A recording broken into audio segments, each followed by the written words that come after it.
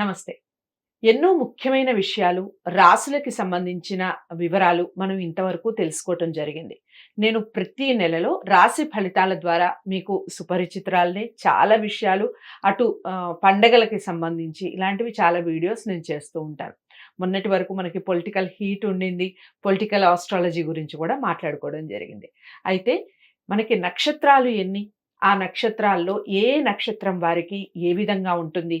ఏ మొక్కలు పెంచటం వల్ల మనం ఎలాంటి బాధల నుంచి బయటపడే అవకాశం ఉంటుంది అనే విషయాలు ఒక సిరీస్ లాగా చేయడం జరుగుతుంది.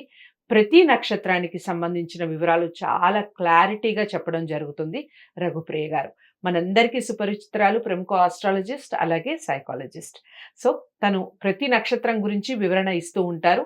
మీరు ఏ నక్షత్రంలో ఉన్నారు, ఏ పాదంలో ఉన్నారు, మీకు ఎలాంటి దోషాలు ఉన్నాయి, ఇవన్నీ సరిచూసుకోండి. దానికి సంబంధించిన ఏవైనా దోషాలు నివారణ ఏదైనా ఉంటే దానికి సంబంధించి చేసుకోండి. ఇంకా అర్థం కాలేదు అనిపిస్తే స్క్రీన్ మీద కనపడే నెంబర్కి కాల్ చేయండి.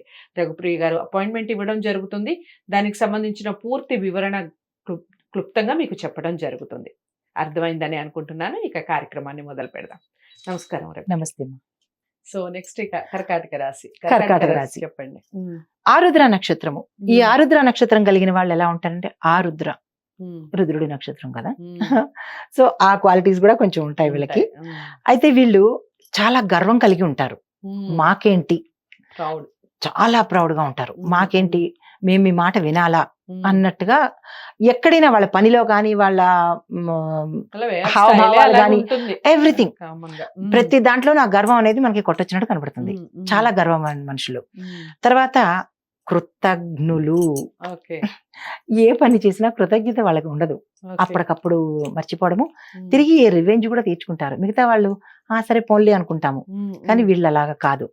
ఏ చిన్నదైనా మనసులో పెట్టుకుని కృతజ్ఞతని చూపిస్తారు. తర్వాత సొంత వారి మీద మాత్రమే వాళ్ళకి ప్రేమ ఉంటుంది, మిగతా వాళ్ళ మీద అంత ఉండదు. సొంత వాళ్ళని మాత్రం చాలా జాగ్రత్తగా చూసుకుంటారు. వాళ్ళు సొంత అనుకున్న వాళ్ళ మీద ఉంటుంది అనమాట. తర్వాత వీళ్ళు 1, 2, 3 పాదాల్లో జన్మించిన వారికి దోషం లేదు. 4వ పాదంలో కనుక జన్మిస్తే అతి సామాన్యమైన దోషం, చేయించుకుంటే సరిపోతుంది. పెద్దగా చెప్పుకోవాల్సినంత దోషాలు అయితే వీళ్ళకి లేదు. మొక్కల విషయం. అయితే ఆరుద్ర నక్షత్ర జాతకులు చింత చెట్టుని పెంచి పూజించాలి. చింత చెట్టు అంటే అది సాధ్యం కాకపోయినా చిన్న మొక్కగానైనా తీసుకుని పెద్ద అయిన తర్వాత ఏ గుళ్ళోనైనా ఇచ్చేయాలి. అంటే మనకి ఉండే ఈ సామాజికంగా అవ్వకపోవచ్చు కాబట్టి కొంతవరకు పెంచి, ఇప్పుడు మిగతా పెద్ద పెద్ద మొక్కలు కూడా మనకి అందుబాటులో ఉన్నంత వరకు బాల్కనీలో కానీ ఇంట్లో కానీ పెంచుకుని పెద్ద అవుతున్నప్పుడు మాత్రం గుళ్ళల్లో ఇచ్చేసి, లేదా ఇంకెక్కడైనా ఇచ్చి దాన్ని మాత్రం వీళ్ళు వెళ్ళి పూజించాలి, నీళ్లు పోయాలి అవకాశం ఉన్నప్పుడల్లా. ఆ పని మాత్రం చేయాలి. అయితే దీనివల్ల వాళ్ళు ఈ వ్యాధుల నుంచి, గొంతు, స్వరపేటిక ఇట్లాంటి వ్యాధుల నుంచి, సమస్యల నుంచి బయటపడతారు. అంతేకాకుండా విష జంతువుల సమస్యలు, తేలు, పాము, జెర్రీ ఇట్లాంటి సమస్యలు వాళ్ళకి ఎదురు కావన్నమాట. అది కూడా వీళ్ళకి సమస్యే, కానీ వీళ్ళకి ఆ సమస్యల నుంచి బయటపడతారు.